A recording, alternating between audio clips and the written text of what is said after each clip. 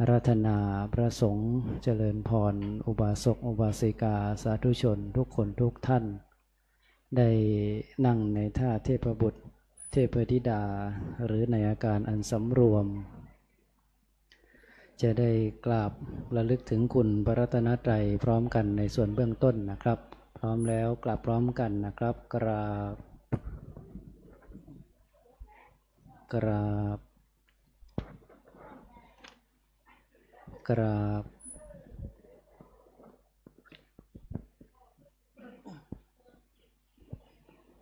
เปิดหนังสือคู่มือไหว้พระไปที่หน้า10บทธรรมวัดเย็นนะครับโยโสภะคะวาอะระหังสัมมาสัมพุทโธโสวากขาโตเยนะภะคะวะตาธัมโมสุปฏิปันโนยัสสะภะคะวะโตสาวกสังโฆตัมมะยังภะคะวันตังสัทธัมมังสัสสังฆังอิเมหิสกาเรหิยันทาระหังอโร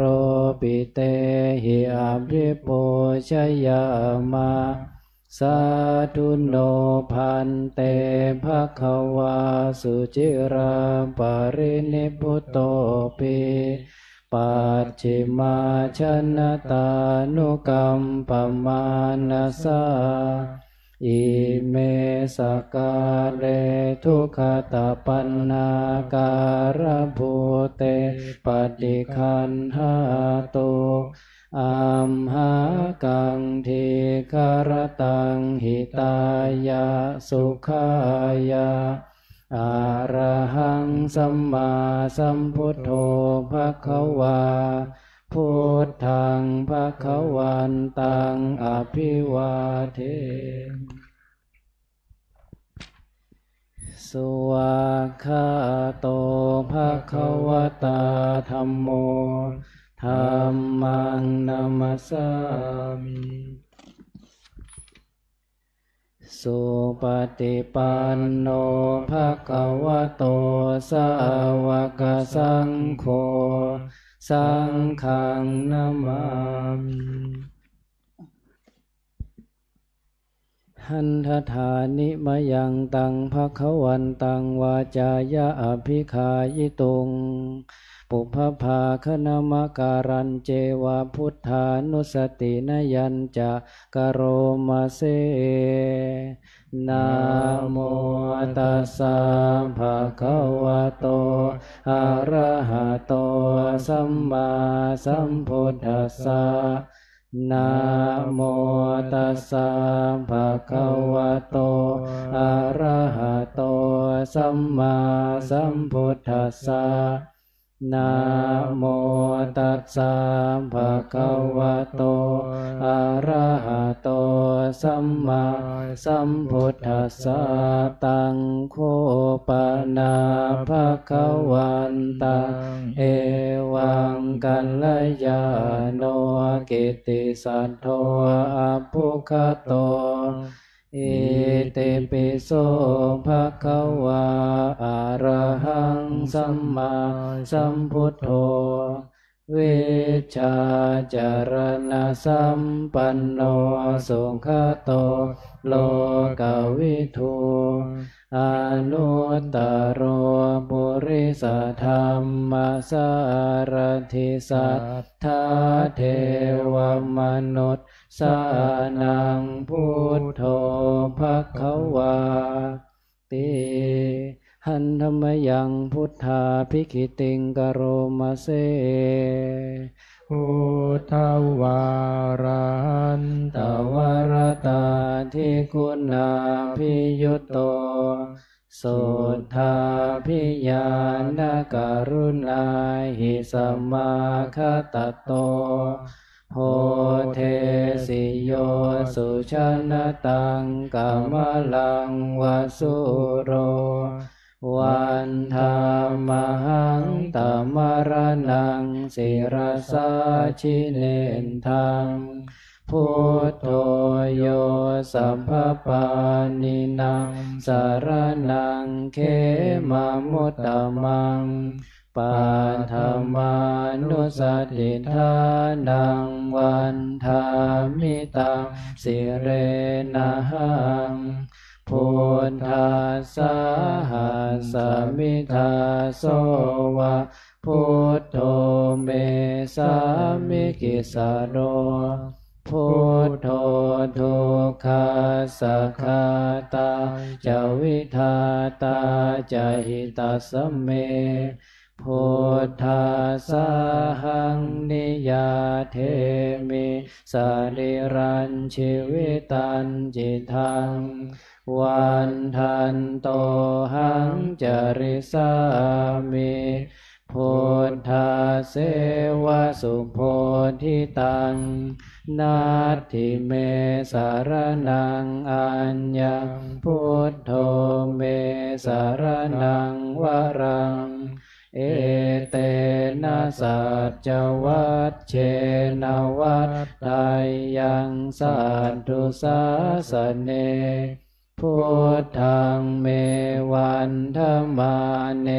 นะยังพุทธังปัสสุตังอิทาสัพเพปิอันตรายาเมมาเหสุงตัสสะเตชะสากายเยนะวาจายวเจตสาวาพุทเทกุกัมมังปะกตังมยายังพุทโธปฏิคันหาตัวเจยันตังกาลันตะเรสังวริตุงวะพุทเทหันธรรมยังธรรมานุสตินยังกโรมาเสสวาคาโตภะคะวะตาธัมโมสันทิติโกอากาลิโกเอหิปัสสิโกโอปานายิโกปัจจตังเวทิตัมโพวินโยหิติหันธรรมยังธรรมาภิกขิติงกโรมาเสสวาคาตตาทิคุณโยขวะเสนัสยโยโยมาคปากปริยัติวิโมกขเพโทธัมโมกุโลกัปปตนาตถาธาริธาริวันธรรมหังตัมมหารังวรธรรมเมตังธัมโมโยสัพพปา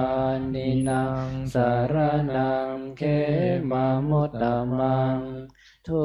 ติยานุสติทานังวันทามิตังสิเรนะหังธัมมาสหัสสมิทาโสวะธัมโมเมสามิกิสาโรธัมโมทุกขัสสะคาตาจวิทาตาจหิตัสสะเมธัมมาสหังนิยาเทมิสริรัญชีวิตันจิตังวันทันโตหังจริสามิธัมมาเสวะสุธัมมตังนาทิเมสารนังอัญญังธัมโมเมสารนังวรังเอเตนะสัจวัตเชนวัตถายังสัตตุสาสเนธัมมังเมวันธมาเนนะยังปุญญังปัสสุตังอิทาสัพเพปิอันตรายาเมมาเหสุงตัสสะเตชะสากายเยนะวาจายวจิตาสวาธัมเมกุกัมมังปะกตังมยายังธัมโมปฏิคันหาตัวเจยันตังกาลันตะเรสังวริตุงวะธัมเม หันธรรมยังสังขานุสตินยังกโรมาเซสุปฏิปันโนภะคะวะโตสาวกสังโฆโอชุปฏิปันโนภะคะวะโตสาวกสังโฆญาญาปฏิปันโนภะคะวะโตสาวกสังโฆสามีจิปฏิปันโนภะคะวะโตสาวกสังโฆยะทิทังจตาริปุริสายุคานิอัฏฐปุริสปุคลาเอสะภะคะวะโตสาวกสังโฆอาหุนายโยปาหุนายโยทักขินายโยอัญชลิกรณิโยอนุตตรังปุญญเขตังโลกัสสาติหันธรรมยังสังขาภิกิติงกโรมาเซสัทธรรมโชสุปฏิปัตติคุณาทิยุตโตโยธาภิโทอริยปุคคลสังฆเสโตศีลาทิธรรมปวาราสยกายจิตโตวันธามหังตมริยานาคันดังสุสุทังสังโฆโยสัพพปานินางสารนังเขมามุตตมังตาติยานุสติทานังวันธามิตาสิเรนะหังสังฆาสาหาสมิทาโสวะสังโฆเมสามิกิสะโรสังโฆทุกขาสักขาตาจวิทาตาจหิตัสสเมสังฆาสาหังนิยาเทมิสานิรันชีวิตันจิตังวันทันโตหังจริสามิสังฆาโสปฏิปันนตังนาทิเมสารนังอัญญังสังโฆเมสารนังวรังเอเตนะสัจวัตเชนวัตไทยังสันตุสาสเนสังฆังเมวันธรรมาเน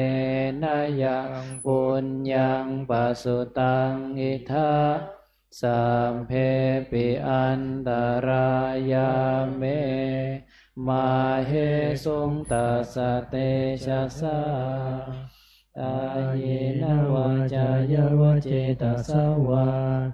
สังเคกุกัมมังปะกตังมยายังสังโฆปฏิคันหาตัวเจยันตังกาลันตะเรสังวริตุงวสังเคหันธรรมยังอติตปัจเจเวคณปัทังพนามเสอาชมยาปัจเจเวคิตวายังจีวรังปริพุตังตังยาวะเทวสิตาสัมปติคาตายาอุณาสัมปติคาตายาดังสัมมากัสสวะตาตาปสิริงสัพพสัมภาสานังปฏิคาตายายาวะเทวะหิริโกปินาปฏิชาทนาทังอาชมยาปัจเจเวกิตวายโยปินดาปาโตปริพุตโตโสเนวะทวายานมัทายานมันดานายานวิภูสนายา ยาวะเทวาอิมาสกายาสันทิติยายาปนายาวิหิงสุปรติยาพระมจริยานุขายาอิติปุรานันจะเวทนังปฏิหังคามินวันจะเวทนังนาอุปาเทสามิยาตราจะเมภวิสติอนวัจตาจะภาสุวิหารโรจติอาชมยาปัจเวกิตวายังเสนาสนังปริพุตังตัมยาวะเทวะสิตัสสัมปติฆาตายาอุณาสัมปติฆาตายาดังสัมมกสวะตาตปัสสิลิงสัพพสัมภาสานังปฏิฆาตายายาวะเทวะอุตุปริสยวิโนทนังปฏิสัลลานารามัตถังอาชมยาปัจเจเวกิตวายโยคิลานะปัจจยเปสัจจปริคารโรปริพุตโตโสยาวะเทวะอุปันนานังไวยาภาธิกานังเวทนานังปฏิฆาตายาอาภยาปัจฉาปรมตายาติหันธรรมยังอุทิศนาทิฏฐานาคาทายโยพนามเสอิมินาบุญญกรรมเมนะอุปัฏฐายาคุณุตตราอาจาริโยปการาจามาตาปิตาจยาตกาสุริโยจันทิมาราชาคุณวันตานาราปิจาพระมมาราชาอินทาจาโลกปาลาจาเทวตายาโมมิตามนุสาจามัชตาเวริกาปิจาสัมเพสัตตาสุขีโหนตุปุญญานิปกตานิเมสุขังจติวิทังเทนตุขิปังปาเปทาวมตังอิมินาบุญญากรรมเมนะอิมินาอุทิเสนะจาขิปะหังสุลเพเจวาตันหุปาทานาเชทนังเยสันตาเนหินาธัมมายาวานิพานโตมะมังนาสันตุสัมภทาเยวายาธาชาโตภเวภเวอุชุจิตังสติปัญญาสันเลโกเวริยัมหินามาราลพันตุโนกาสังกาตุนจะเวริเยสุเมพุทธาทิปาวโรนาโทธัมโมนาโทวรุตตโมนาโทปัจเจกพุทโธจะสังโฆนาโทตโรมะมังเอสุตมานุภาเวนะมาโรกาสังลัมพันตุมาหันธรรมยังสารพันเยนะพุทธมังคลคาทายโยพนามเสสัมพุทโธทิปะทังเสโธนิสินโนเจวามาชิเมโกนดัญโยปุพพภาเคจาอาคานายเยจากาสโปสารีปุตโตจะทาเคเนหารติเยอุปาลิจาปัจฉิเมปิจานันโทพายาเพจะขวั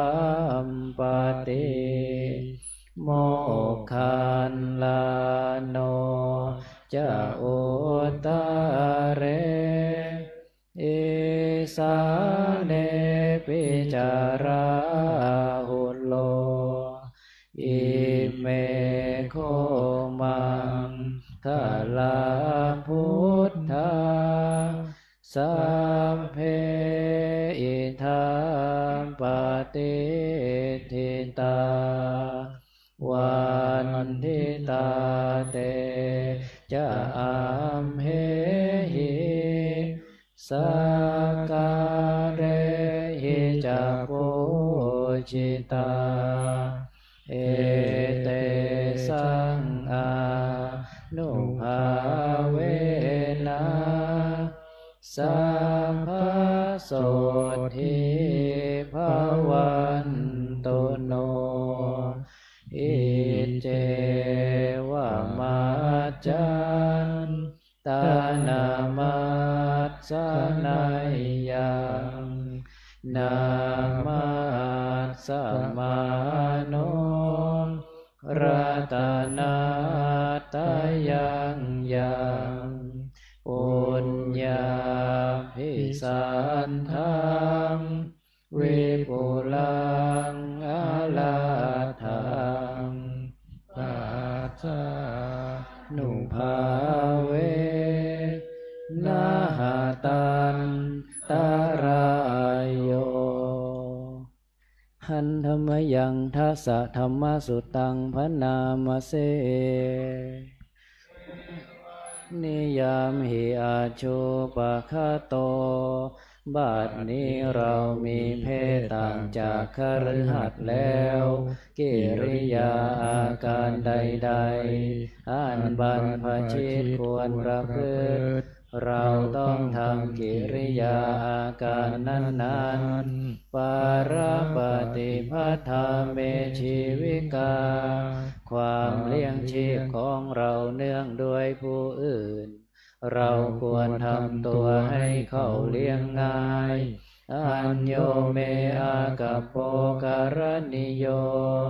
อาการกายวาจาอย่างอื่นที่เราจะต้องทำให้ดีกว่านี้ยังมีอยู่อีกไม่ใช่แต่เพียงเท่านี้กัจจินุโคเมอัตตาศีลโตอุปวัฏติตัวของเราเองที่เตียนตัวเราเองโดยศีลได้หรือไม่กัจจินุโคมังอนุวิจจวินยูสัพพมจาริศีลโตนะอุปวัฏันติผู้รู้ใคร่ครวญแล้วติเตียนเราโดยศีลได้หรือไม่สัพเพหิเมปิเยหิมนาเปหินานาภาโววินาภาโวเราจะเป็นต่างๆถือจะต้องพลัดพรากจากของรักของเจริญใจทั้งสิ้นไปกรรมสโกมหิกรรมทายาโทกรรมโยนิกรรมพันธุกรรมปฏิสารโนเรามีกรรมเป็นของตนมีกรรมเป็นผู้ให้ผลมีกรรมเป็นแดนเกิดมีกรรมเป็นผู้ติดตามมีกรรมเป็นที่พึ่งอาศัยยังกัมมังกริสามิกัลลยานังวาปาปะกังวาตัสสะทายาโทภวิสามิเราทำกรรมใดไว้เป็นบุญหรือเป็นบาปเราจะเป็นทายาทคือจะต้องได้รับผลของกรรมนั้นไปกาธัมภูตัสสะเมรตินทิวาวิติปตันติวันคืนล่วงไปบัดนี้เราทำอะไรอยู่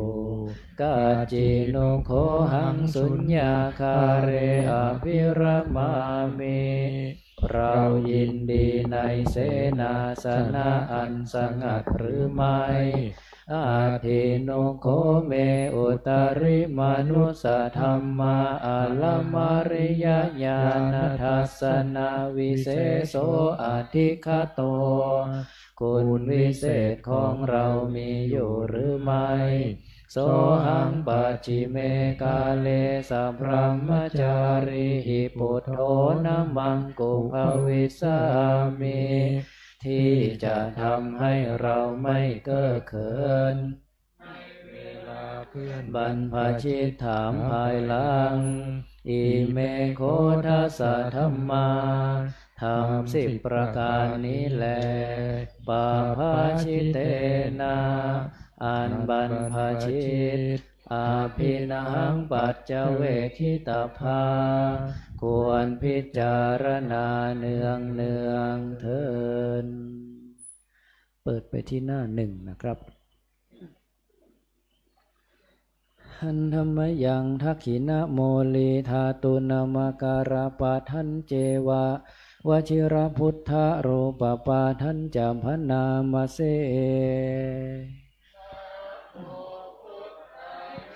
นามามิติโลกาโม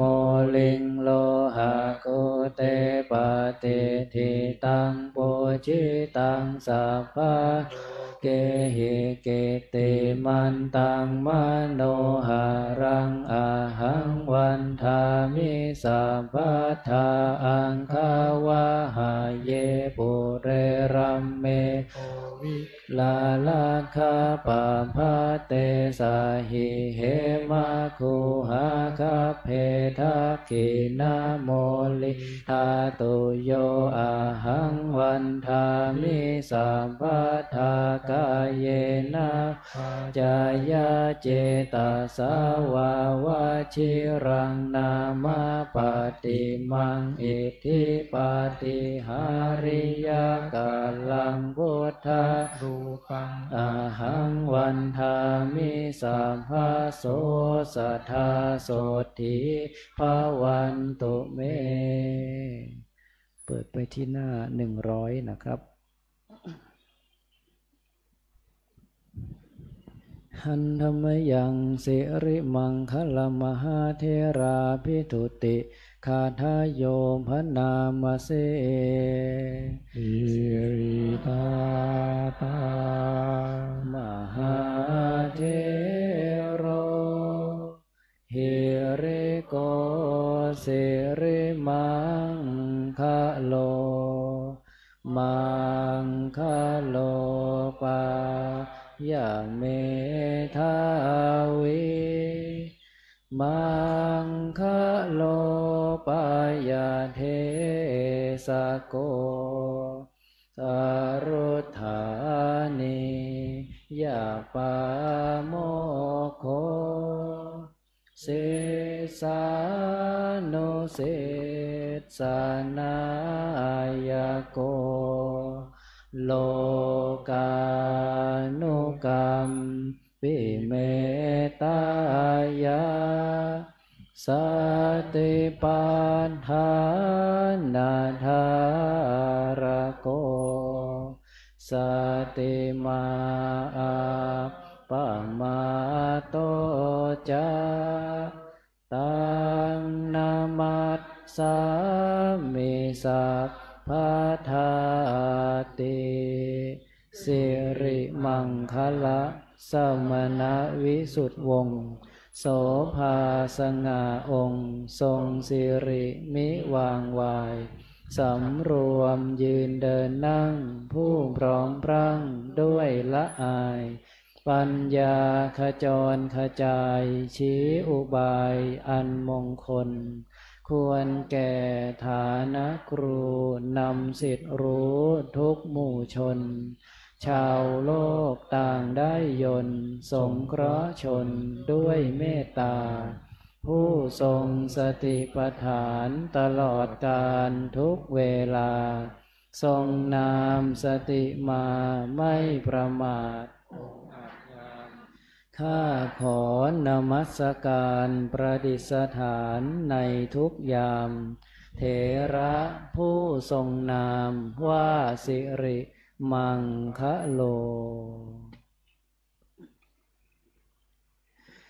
ครับวันนี้จะได้ร่วมกันสวดพระพุทธมนต์บทธรรมนิยามสูตรนะครับโดยจะเริ่มต้นที่หน้า52เริ่มต้นที่หน้า52นะครับบทปัปพโตปมคาถาแล้วก็บทอริยธนคาถาแล้วก็สลับมาที่หน้า50นะครับธรรมนิยามสูตรแล้วก็กลับไปที่หน้า53ไปตามลำดับจนจบนะครับ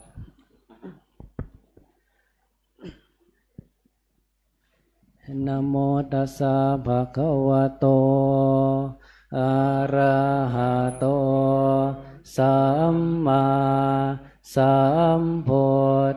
ธัสสะนะโมตัสสะภะคะวะโต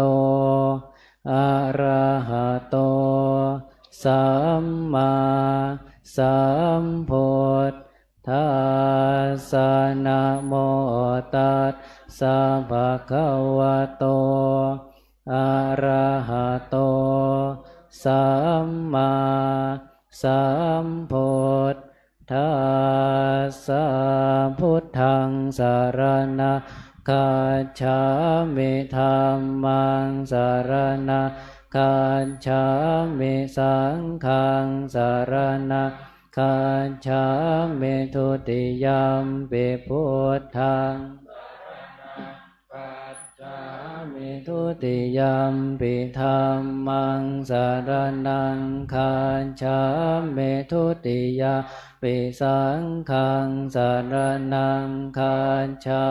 มิตติยัมปิพุทธังสรณังคัจฉา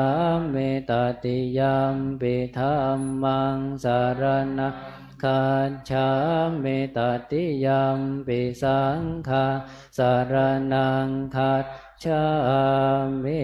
ยถาปิเสลาวิปุลานะภาอาหาจปาปตาสมันตาอนุปริยายโยงเนปนเทนตาจตุทิสาเอวังชราจมาจุจาทิวัตันติปานิโนขัตติเยปรามเนเวเสสุเทจันดาลาปุกุเสนะเกณจิปริวาเชติสัมภเมวะพิมาทัตินาตาทหัตถินังภูมินารธานานาปัตติยานะจาปิมันตโยเทนะสกาเชตุงทะเนนวาตัสมาหิปะดิโตโปโสสัมปัสสังอาทัมมาตโนพุทเทธัมเมจะสังเคจะทิโรสัทธานิเวสเยโยธัมมจาริกายเยนวาจายะอุทธเจทัสสะอิเทวนังติเปจะสักเคปโมทัตติยาสสัทธาตถาคเตอจลาสุปฏิทิตาสิลัญจยาสกัลยานังอริยกันตังปัสสังสิตังสังเคปัสสะโทยัสสะทิอุชุภูตัญจทัสสนะอัทะเลโทติตังอาหุอโมคันตะสัจชีวิตังตัสมาสัทธันจะศีลาจะปัสสะทังธรรมทัสสนะอนุยุญเชธเมธาวิสรังพุทธานาสาสนันติเอวเมสุตังเอกังสัมยังภควาสาวันทิยังวิหารติเชตวันเนอนาถปินดิกาสอาราเมตันระโคภควาภิกขุ อามาเตสิภิกขโวติภะทันเตติเตภิกขุภควโตปัจจโสสุภควาเอตทะโวจาอุปาทาวาภิกขเวตถาคตานะอนุปาทาวาตถาคตานังทิตาวาสาธาตุธรรมทิตตาธรรมนิยามตาสัมเพสังขาราอเนจจติตังตัณหาคโตอัมภิสัมโพชติอัมภิสัมเมติอัมภิสัมโพชิตวะอัมภิสัมเมตวะอาเจคติเทเสติปัญญาเปติปันทเปติวิวรติวิภัชติอุตตานิกโรติสัพเพสังขาราอเนจจติอุปัฏฐาวาภิกขเวตถาคตานะอนุปาทาวาตถาคตานังทิตาวาสาธาตุธรรมทิตตาธรรมนิยามตาสัมเพสังขาราทุกขาติตาตถาคโตอัมภิสัมโพชติอัมภิสัมเมติอัมภิสัมโพชิตวาอัมภิสัมเมตวาอาเจคติเทเสติปัญญาเปติปัฏฐเปติวิวรติวิภัชติอุตตานิกโรติสัมเพสังขาราทุกขาติอุปาทาวาภิกขเวตถาคตานังอนุปาทาวาตถาคตานังทิตาวาสาธาตุธรรมทิตตาธรรมนิยามตาสัมเพธรรมอนัตตาติตังตถาคโตอัมภิสัมโพชติอัมภิสัมเมติอัมภิสัมโพชิตวาอัมภิสัมเมตวาอาเจคติเทเสยะเปติปันทเปติวิวรติวิภัชติอุตตานิกโรติสัพเพธรรมาอนัตตาติธรรมโวจะภควาอัตตมนาเตภิกขุภควโตภาสิตังอภินันทุนติสัพเพสังขาราอเนจจติยถายายาปัสสติอัฏฐานิเพนทติทุกเขเอสมะโควิสุทธิยาสัมเพสังขาราทุกขาติยถาปัญญาปัสสติอัฏฐานิเพนทติทุกเขเอสมะโควิสุทธิยาสัมเพธัมมาอนัตตาติยถาปัญญายาปัสสติอัฏฐานิพินทติทุกเขเอสมะโควิสุทธิยาอัปปกาเตมนุเสสุเยชนะปารคามิโนอัฏฐายาอิตาราปชาติระเมวะนุทาวติเยจะโคสัมมาทาคาเตธัมเมธัมมานุวัติโนเตชนะปารเมสันติมาจุทัยยะสุทุตรังกันหังธรรมะเวปหายสุกังภาเวทปันดิโตโอกาอโนกัมมาคัมมวิเวเกยันททุระมังตันตามภิรติเมชัยยหิตวากาเมอาคินจโน ปริโยทปายาอัตตานังจิตตะกะเลเสหิปันดิโตเยสังสัมโพธิยังเคสุสัมมาสุภาวิตังอาทานปฏิเนสักเคอนุปาทายเยรตาขีนาสวาชุติมันโตเตเกปริเนพุตาติอวิชชาปัจจยาสังขาราสังขารปัจจยาวิญญาณวิญญาณปัจจยานามรูปนามรูปปัจจยาสรายตนะสรายตนะปัจจยาภาโสภาสปัจจยาเวทนาเวทนาปัจจยาตัณหาตัณหาปัจจยาอุปาทานอุปาทานปัจจยาภวภวปัจจยาชาติชาติปัจจยาชรามรณังโสกปริเทวโทกโทมนาสุปายาสาสัมภวันติเอวเมตาสเกวลาสทุกขาขันธาสสมุทัยโยโห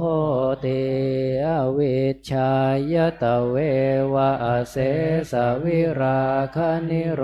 ธาสังขารนิโรโทสังขารนิโรธาวิญญาณนิโรโทวิญญาณนิโรธานามโรปนิโรโทนามโรโรธาสรายตนะนิโรโทสรายตนะนิโรธาปัสสนิโรโทปัสสนิโรธาเวทนานิโรโทเวทนานิโรธาตัณหานิโรตัณหานิโรธาอุปาทานนิโรโทอุปาทานนิโรธาภวนิโรโทภวนิโรธาชาตินิโรโทชาทาชรามรณังโสกปริเทวทุกขโทมนะสุปายาสานิโรชันติเอวเมตัสสะเกวลาสทุกขาขันธาสนิโรโทโหติยะถาหเวปาตุภวันติธรรมอาตาปิโนชายโต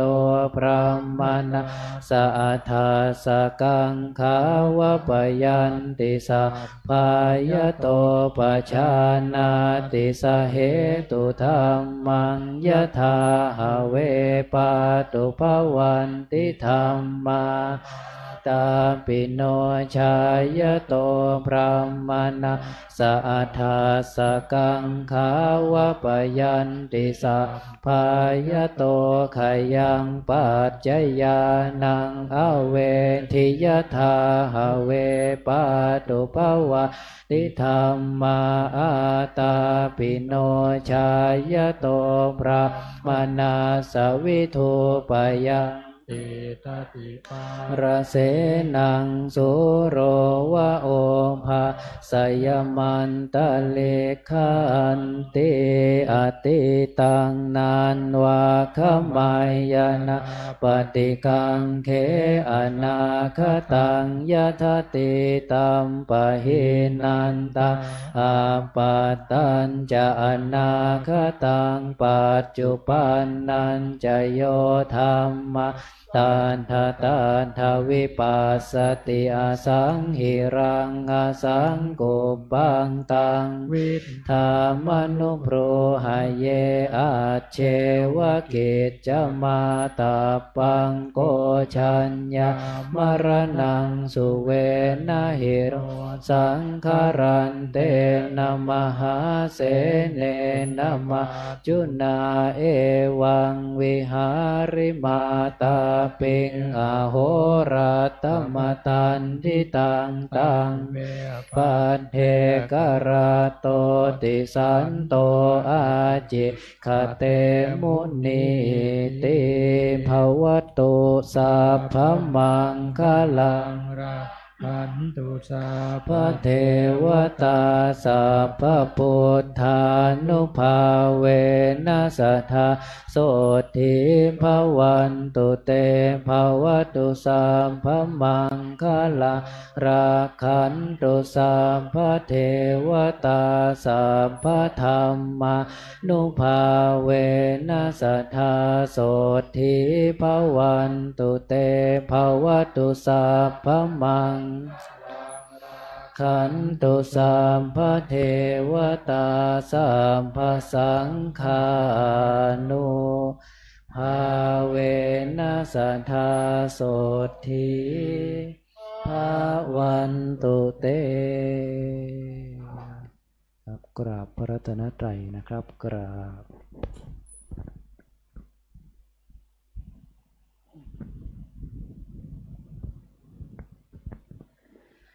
ครับน้อมกราบระลึกถึงคุณธรรมพระเดชพระคุณหลวงปู่นะครับกราบ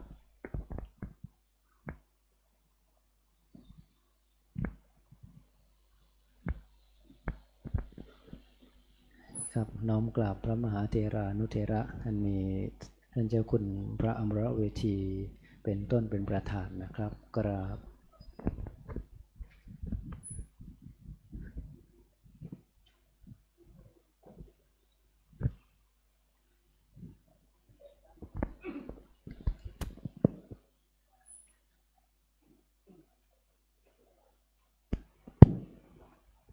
รับศีลไง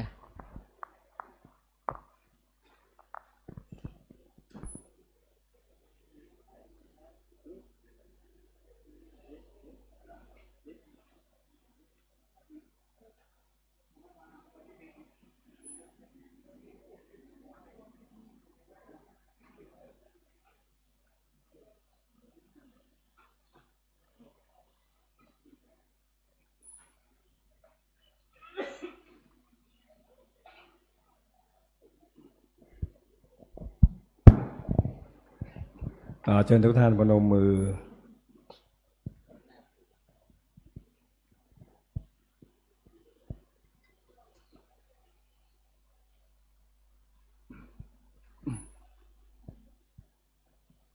พร้อมแล้วกราบ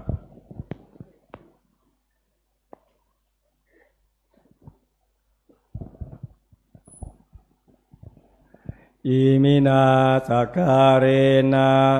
ตังพุทธังอภิปูชยามาอิมินาสการเรนะตังธัมมังอภิปูชยามาอิมินาสการเรนะตังสังฆังอภิปูชยามาอะระหังสัมมาสัมพุทโธภควาพุทธังภควันตังอภิวาเทมิสวากขาโตภควตาธัมโมธัมมังนามัสสามิสุปฏิปันโนภควโตสาวกสังโฆสังฆังนามามิมายังพันเตติสารเนนะสหะอาทาศีลานิยาจามมาทุติยัมปิมายังพันเตติสารเนนะสหะอาทาศีลานิยาจามมา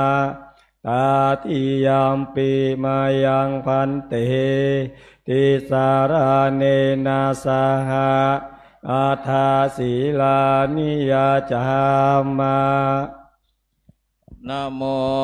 ตัสสะภะคะวะโตอะระหะโตสัมมาสัมพุทธัสสะนะโมตัสสะภะคะวะโตอะระหะโตสัมมาสัมพุทธัสสะนะโมตัสสะภะคะวะโตอะระหะโตสัมมาสัมพุทธัสสะนะโมตัสสะภะคะวะโตอะระหะโตสัมมาสัมพุทธัสสะ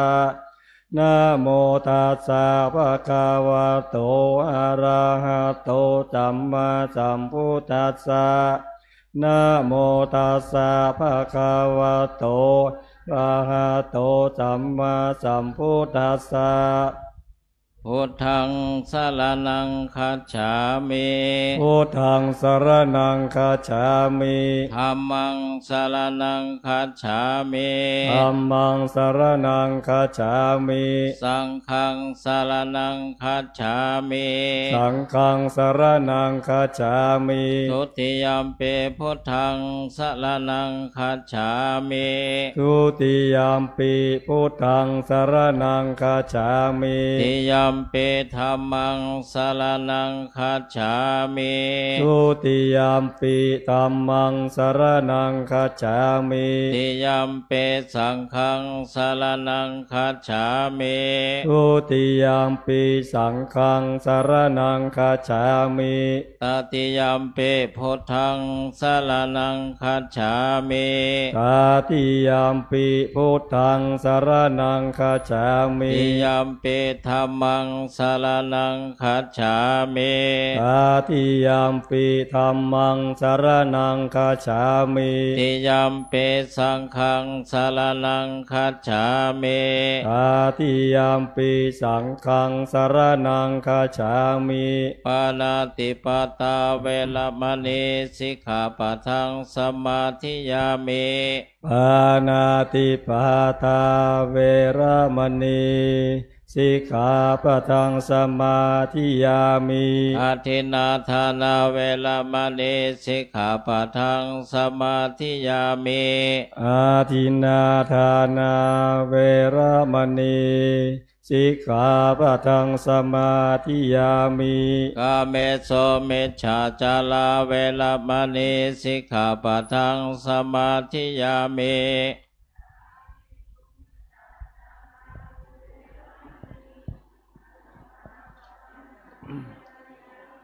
อาภามจาริยาเวรมณีสิกขาปะทังสมาธิยามิอาภามจาริยาเวรมณีสิกขาปะทังสมาธิยามิมุสาวาทาเวรมณีสิกขาปะทังสมาธิยามิมุสาวาทาเวรมณีสิกขาปะทังสมาธิยามิสุลาเมรยะมัชฌปมาทฐานาเวรมณีสิกขาปะทังสมาธิยามิสุราเมรยะมัชฌปมาทฐานาเวรมณีสิกขาปะทังสมาธิยามิวิการโภชนะเวรมณีสิกขาปะทังสมาธิยามิวิกาลโภชนะเวรมณี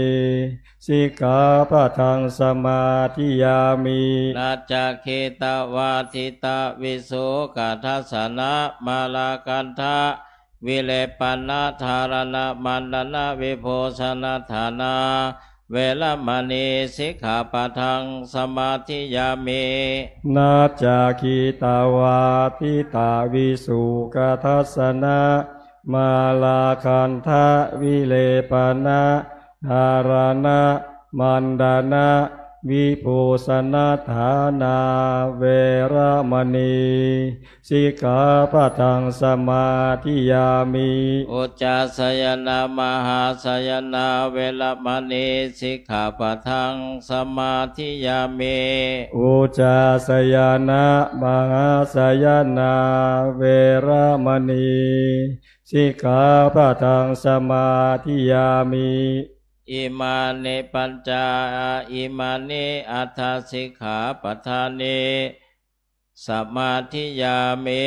อิมานิอัฏฐสิกขาปทานิสมาธิยามิอิมานิอัฏฐสิกขาปทานิสมาธิยามิอิมานิอัฏฐสิกขาปทานิสมาธิยามิอิมานิปัญจเจวะอิมานิอัฏฐ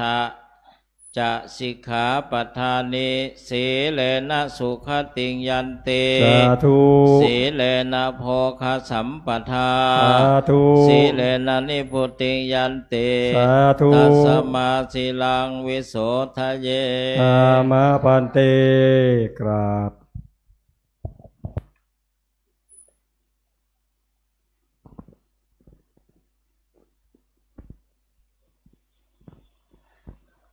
เพื่อรักษาขนบธรรมเนียม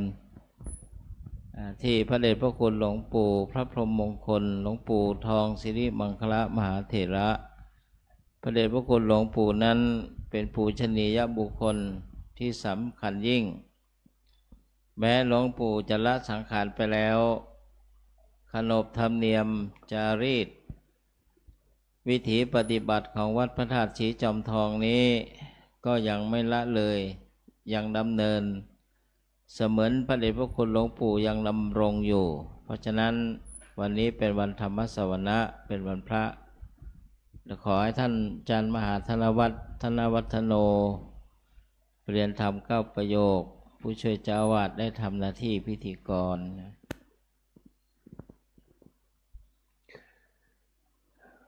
ขอถวายความเคารพและขอโอกาส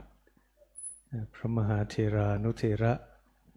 สวัสดีน้องสามเณรขอเจริญพรแม่ชีอุบาสกอุบาสิกาญาติโยมทุกท่านวันนี้เป็นวันพระ8 ค่ำได้เป็นวาระของสามเณรที่จะปาฐกถาธรรมให้กับญาติโยมได้สดับรับฟัง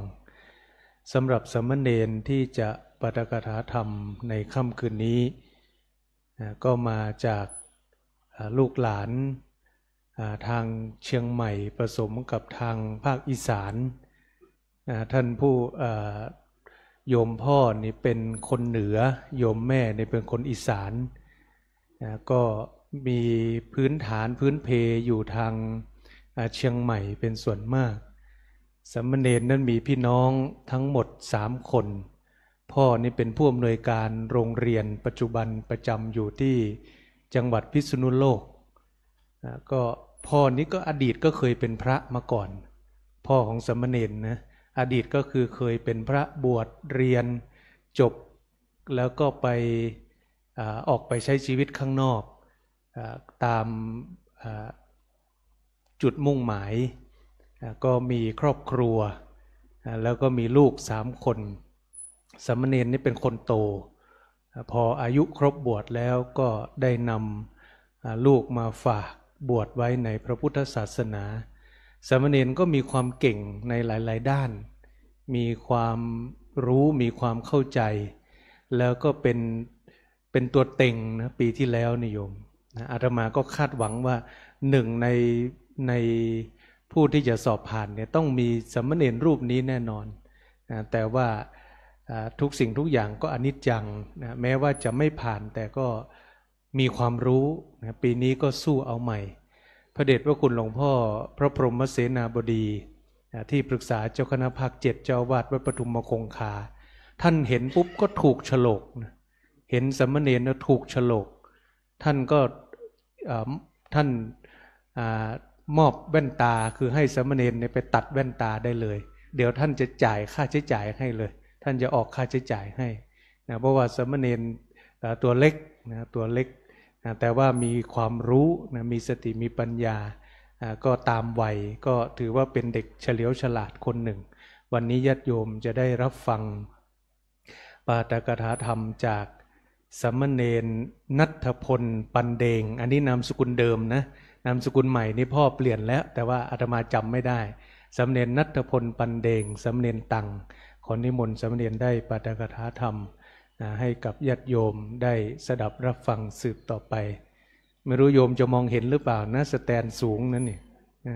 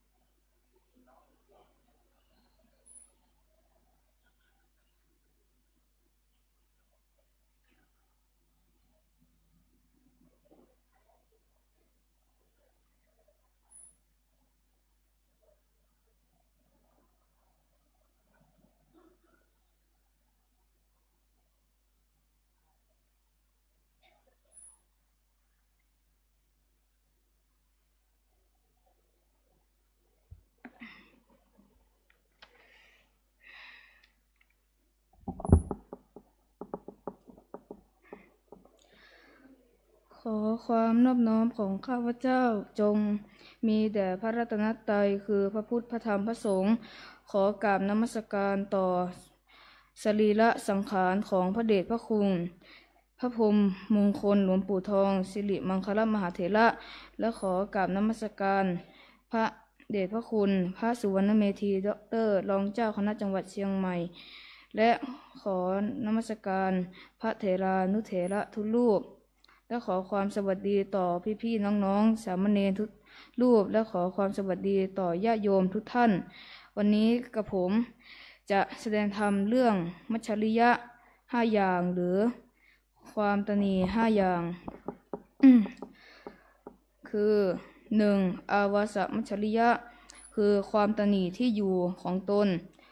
หวนถิ่นอาศัยไม่อยากให้คนอื่นพวกอื่นเข้ามาอาศัยปะปนอยู่ร่วมกับตนจึงชื่อว่าอาวาสมัจฉริยะหรือความตนีที่อยู่นั่นเอง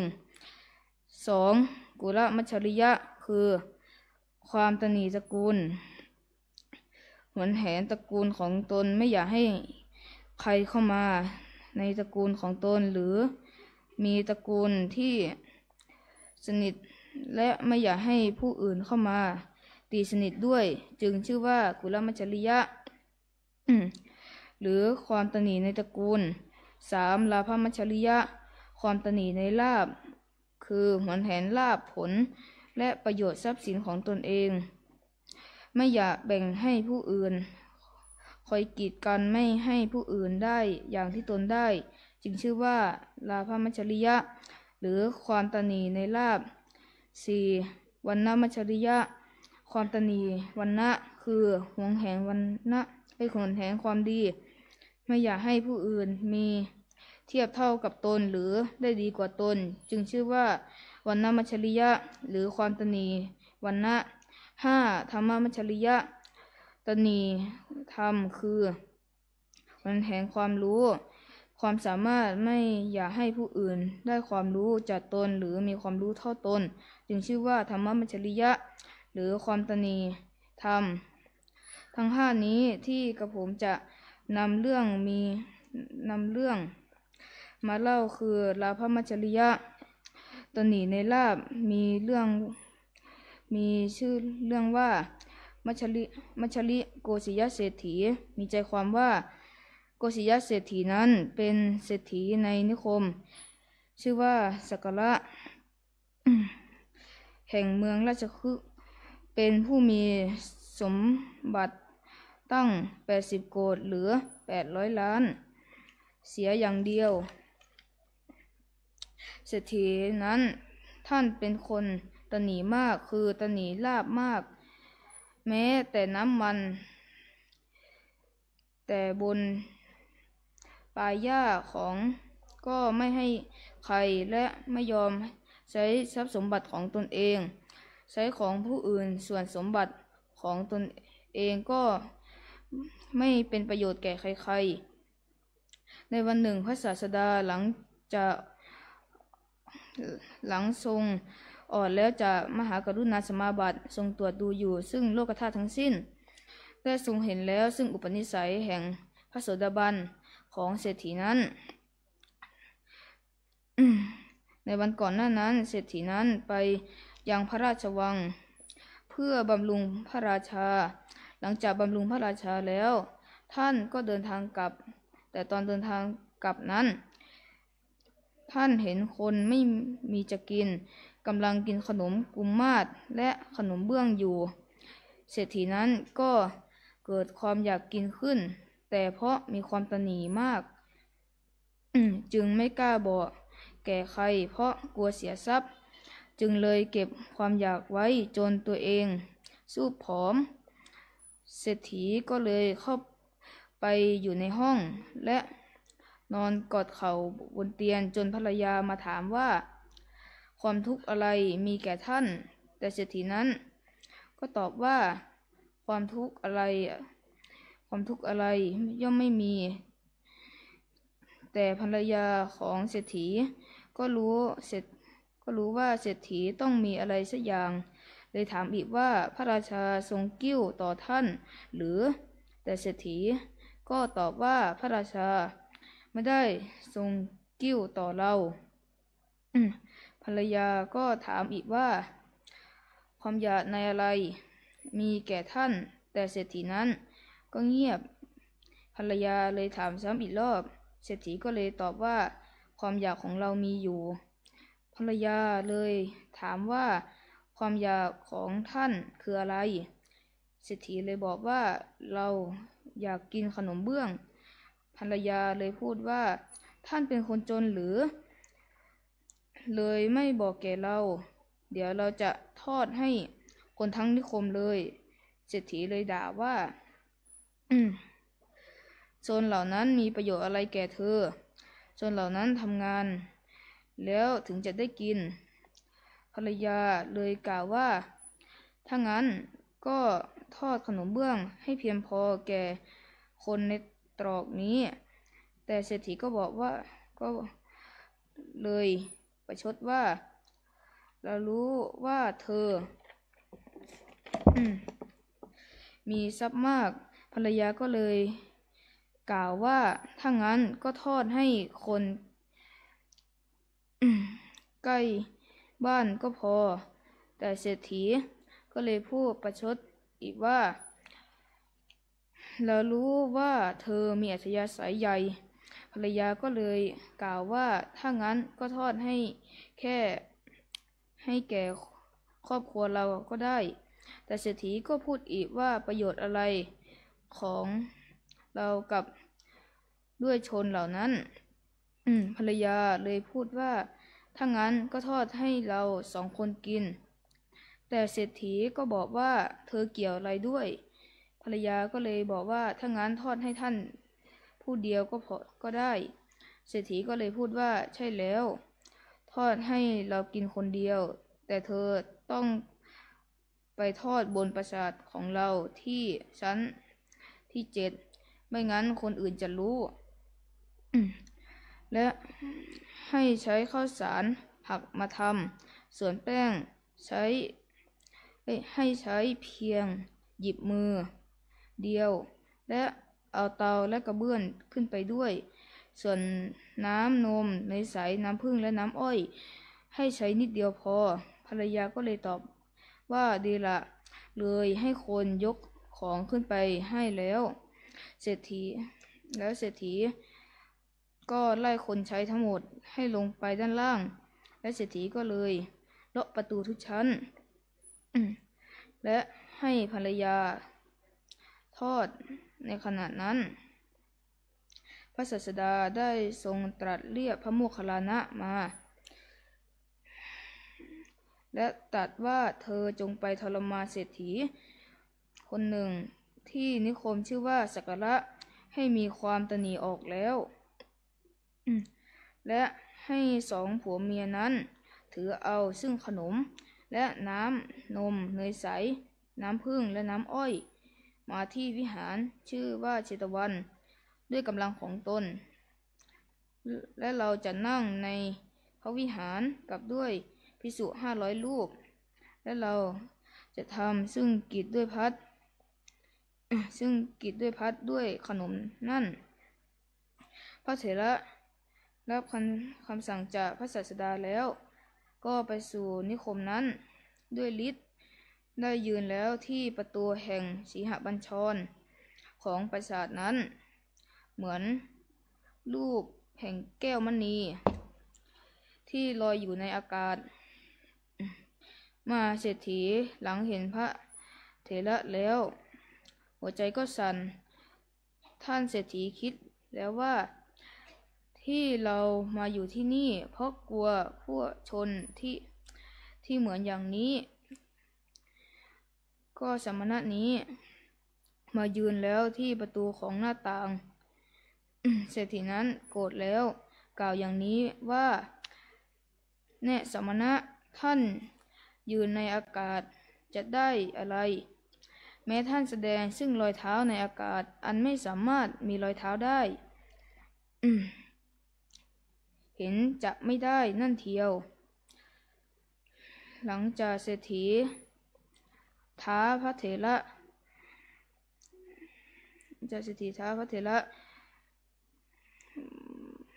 แล้วพระเถระก็เลยทำตามที่เศรษฐีพูดแต่เศรษฐีนั้นก็ท้าพระเถระอีก แต่พระเถระก็ทำได้ทุกอย่างที่เศรษฐีท้ามาจนเศรษฐียอมเลยให้ภรรยาทอดขนมเบื้องให้พระเถระแต่เศรษฐีบอกให้ใส่แป้งนิดเดียวพอ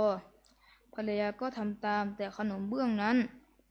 ก็กลับพองขึ้นมาจนเต็มกระเช้าเศรษฐีเห็นแบบนั้นเลยบอกกับภรรยาว่าเดี๋ยวจะทำเองแต่เศรษฐีนั้นยิ่งทอดมันก็ยิ่งใหญ่ขึ้น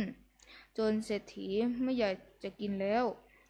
เลยให้ภรรยาให้ขนมแก่พระเถระไป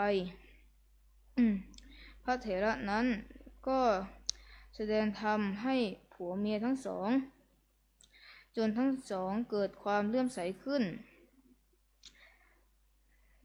เลยนิมนต์พระเถระให้นั่งฉันก่อนแต่พระเถระก็บอกว่าพระศาสดาทรงประทับนั่งอยู่ในพระวิหารกับทั้งภิกษุ500 รูปรอฉันขนมเบื้องอยู่เศรษฐีรู้แบบนั้นก็จะไปกับพระเถระด้วยพระเถระเลยใช้การอธิษฐานว่าโคนแห่งเชิงแห่งบันไดจงมีที่ซุ้มแห่งประตูของพระวิหารชื่อว่าเชตวันจากนั้นโคนแห่งเชิงแห่งบันไดได้มีแล้วเหมือนอย่างนั้นพระเถระเลยพาผัวเมียทั้งสองไปยัง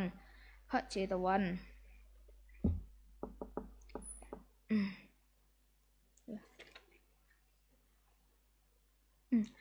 ผัวเมียทั้งสองนั้น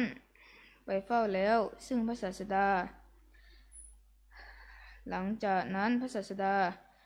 ก็เสด็จเข้าสู่โรงแห่งพัดมหาเศรษฐีได้ถวายน้ำเพื่อทักษิณาแล้วภรรยาเลยใส่บาตรพระศาสดาแล้วทั้งสองผัวเมียก็ได้กินขนมตามที่ต้องการแต่ขนมนั้นแม้จะกินไปเท่าไหร่ถวายไปเท่าไหร่ให้ใครไปเท่าไหร่มันก็ยังไม่หมดเลยไปกราบทูลแก่พระศาสดาพระศาสดาเลยให้ไปไว้ที่เหวหลังจากไปไว้ที่เหวแล้วพระศาสดาเลยทำการอนุโมทนาแก่สองผัวเมียหลังจบการอนุโมทนาแล้วสองผัวเมียก็บรรลุเป็นโสดาบันเลยได้ทูลลาพระศาสดาแล้วเดินกลับสรุปพระเทศนาว่าเรื่องมัชฌริโกสิยะเศรษฐีนี้จัดอยู่ในลาภมัชฌริยะคือตนีลาภผลของตัวเองและวิธีการกำจัดความตนีนั้นคือการให้ทานแก่บุคคลอื่นก็สามารถกำจัดความตนีได้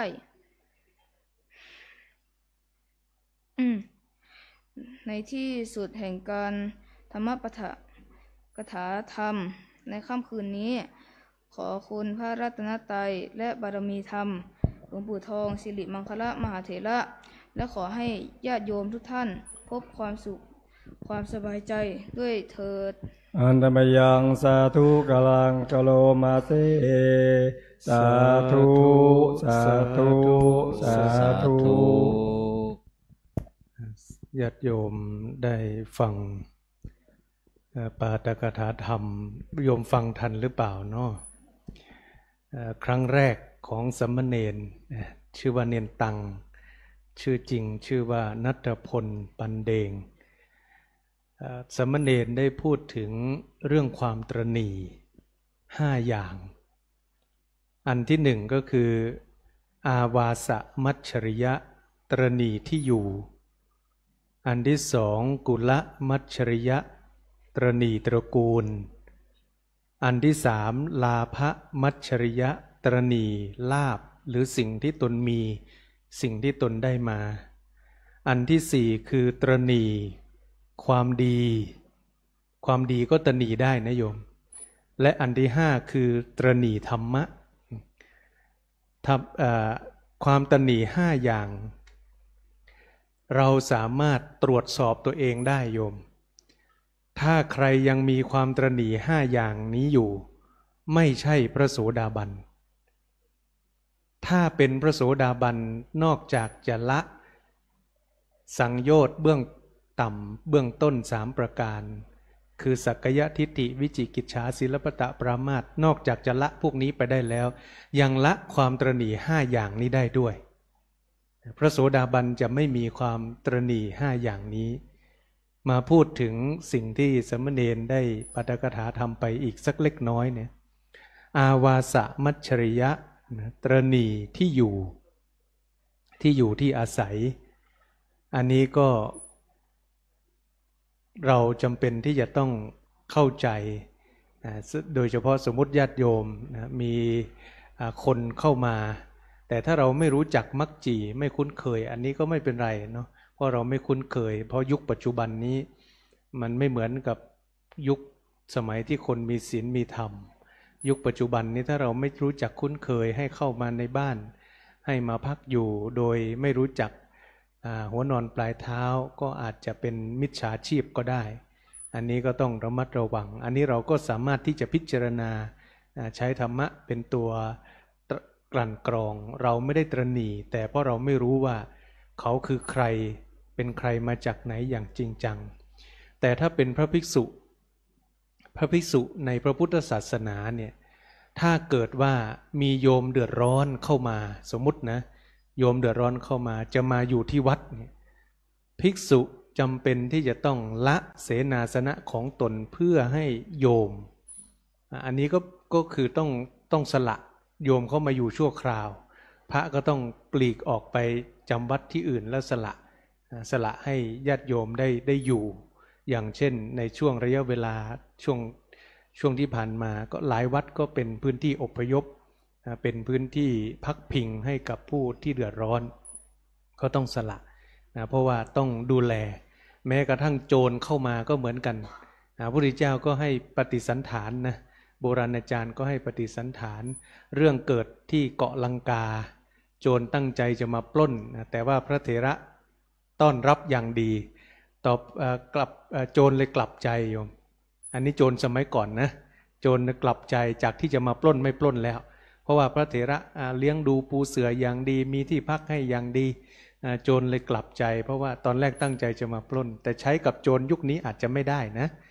โจรยุคนี้ก็อาจจะเอาไปเหมือนเดิมนะเพราะว่าจิตใจมันหยาบกระด้างไม่เหมือนกันนั้นอาวาสมัชฉริยะก็คือตระหนี่ที่อยู่อย่างพระเดชพระคุณหลวงปู่เองเนี่ยท่านไม่มีเรื่องความตระหนี่ใครจะพักอะไรอย่างไรไปด้วยกันอย่างนี้ท่านก็จะแบ่งสรรปันส่วนท่านจะ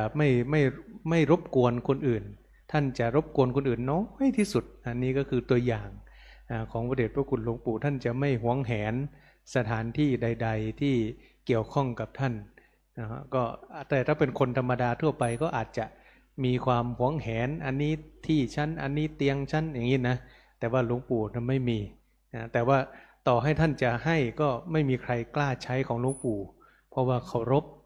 พที่ของหลวงปู่อันนี้ก็ไม่มีใครกล้าประการต่อมาก็คือกุลมัจฉริยะถ้าเป็นชาวบ้านกุลมัจฉริยะก็คือตระหนี่ตระกูลในที่นี้ก็ยกตัวอย่างเช่นเจ้าตระกูลสักยะ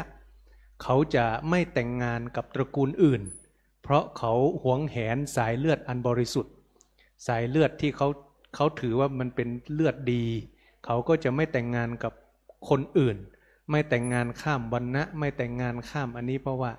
มันจะทำให้ไม่บริสุทธิ์จะทำให้ตระกูลเสื่อมเสียอันนี้ก็เป็นการตระหนี่ตระกูลแล้วก็สักยวงศ์ของพระพุทธเจ้าก็ถูกฆ่าล้างก็ด้วยเหตุนี้แหละโยม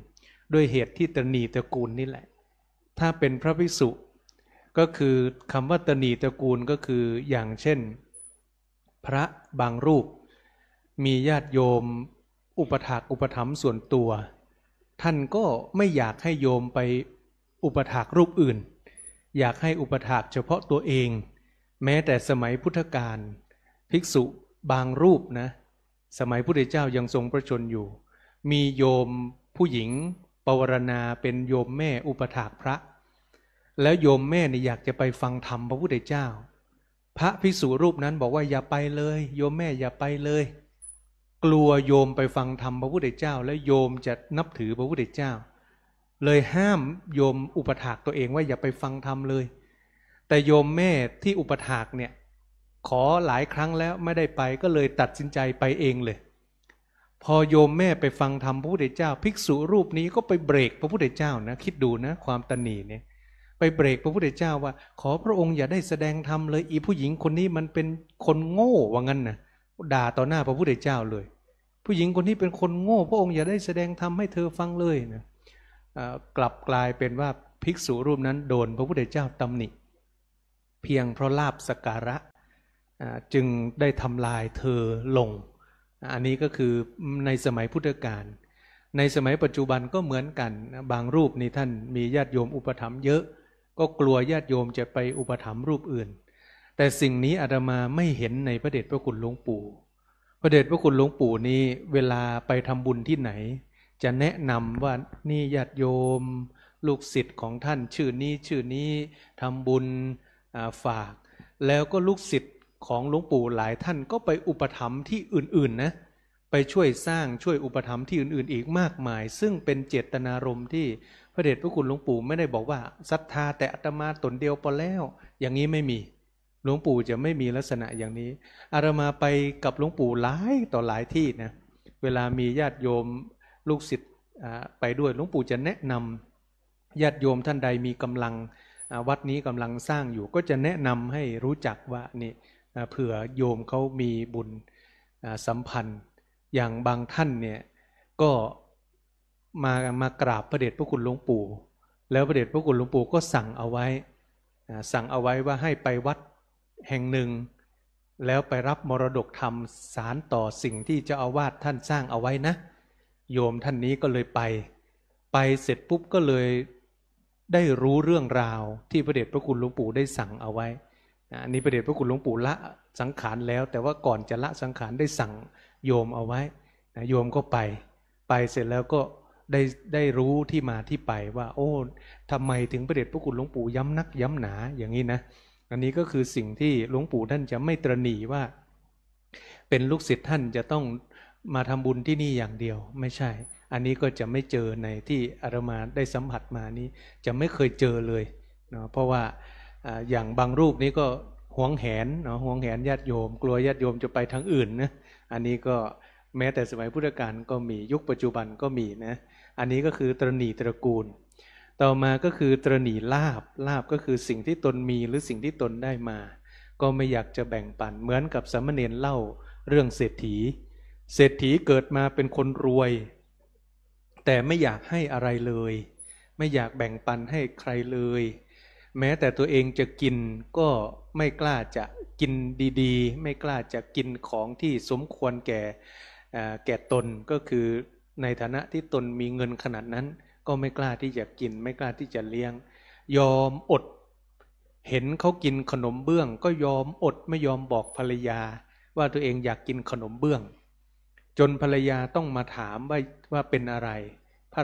ะราชากริ้วท่านหรือเศรษฐีบอกว่าไม่ใช่จนในที่สุดก็ยอมบอกว่าอยากกินขนมเบื้องภรรยาก็บอกว่าโอ้ท่านเป็นคนจนหรือทำไมไม่บอกล่ะเราจะเลี้ยงทั้งหมู่บ้านก็ได้นะเศรษฐีก็บอกว่าเลี้ยงพวกมันทำไมมันมีประโยชน์อะไรไปเลี้ยงพวกมันทำไม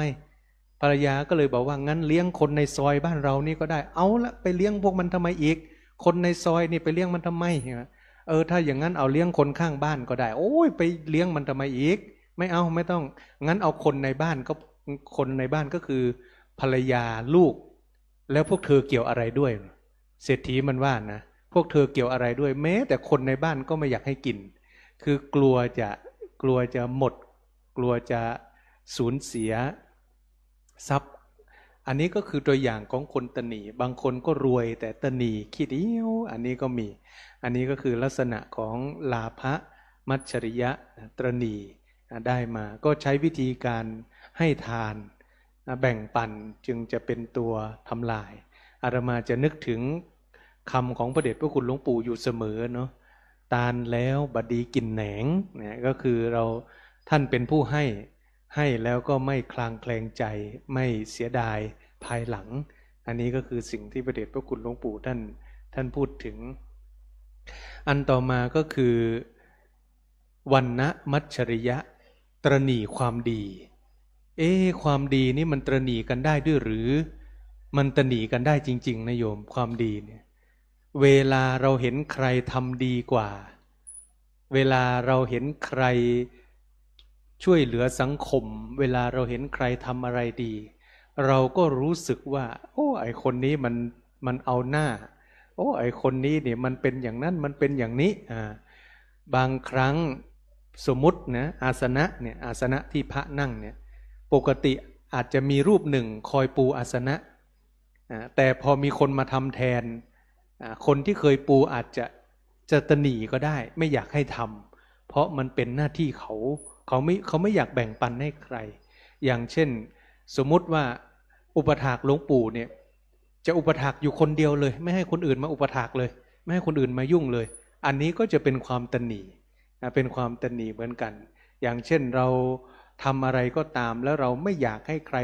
ได้เหมือนเราทำบุญเราก็เห็นคนอื่นเขาทำบุญโอ้มันทำดีกว่าเราไม่ได้แล้ว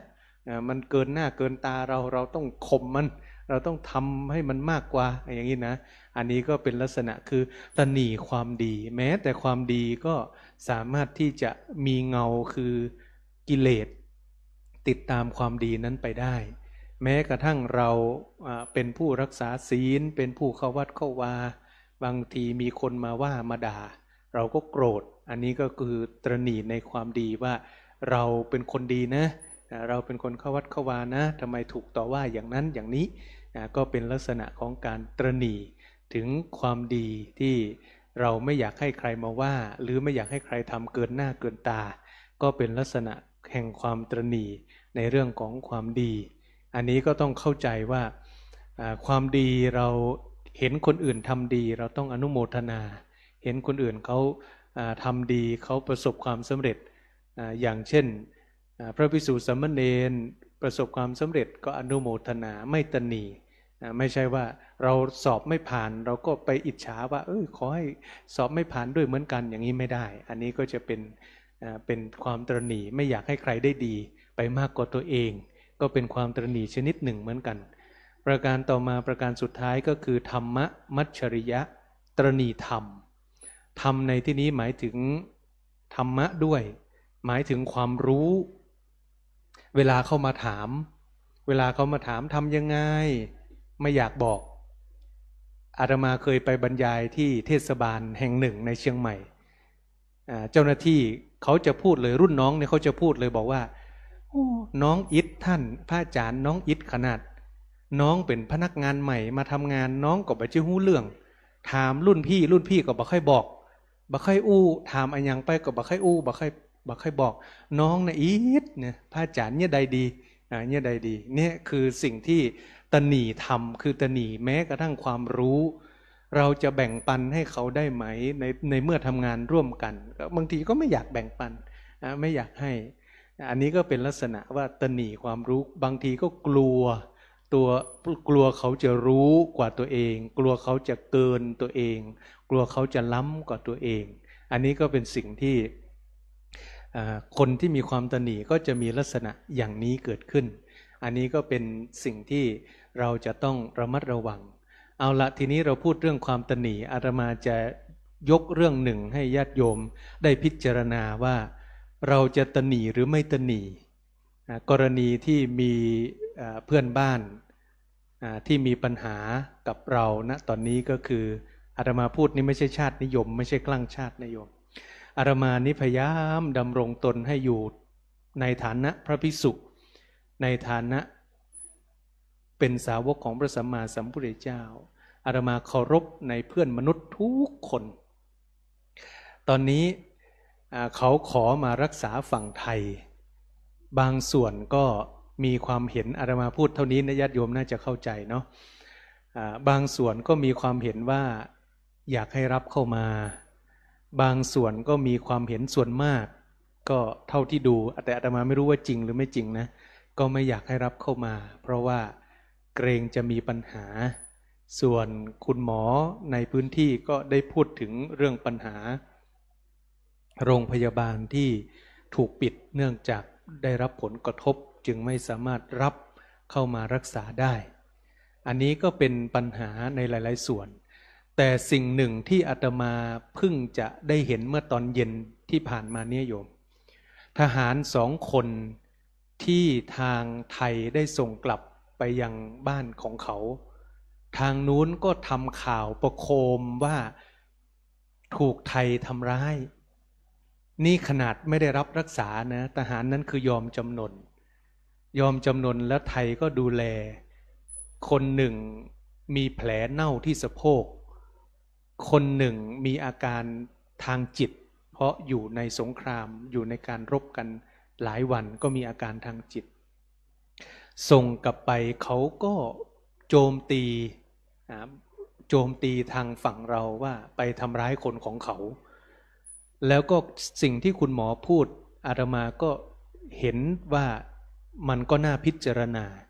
ใจอาตมาจริงๆก็อยากให้ถ้าไทยมีศักยภาพก็อยากให้รักษาเดิมทีแต่พอฟังคุณหมอพูดเนี่ยอาตมาก็รู้สึกว่ามันก็มีปัญหาจริงๆนะถ้าเรารับมารักษาแล้วเกิดเขาเสียชีวิตในบ้านเราเขาก็จะประโคมข่าวโจมตีทางฝั่งนี้อีกว่าทำให้คนของเขาเสียชีวิตจริงๆโดยหลักเราอาตมาใจอาตมานี่ก็อยากให้แต่ว่าเห็นพฤติกรรมแล้วเห็นหลายสิ่งหลายอย่างแล้วอาตมาว่าต้องระมัดระวังแล้วก็ไม่ใช่ว่าเราแรงน้ำใจแต่เพราะสิ่งต่างๆที่ท่านกระทำนี่มันค่อนข้างที่จะตรงข้ามกับความเป็นจริงแม้กระทั่งที่เพิ่งส่งทหารกลับไป2 คนเมื่อเช้าหรือเมื่ออันนี้ที่ผ่านมาเนี่ยเมื่อวานก็โดน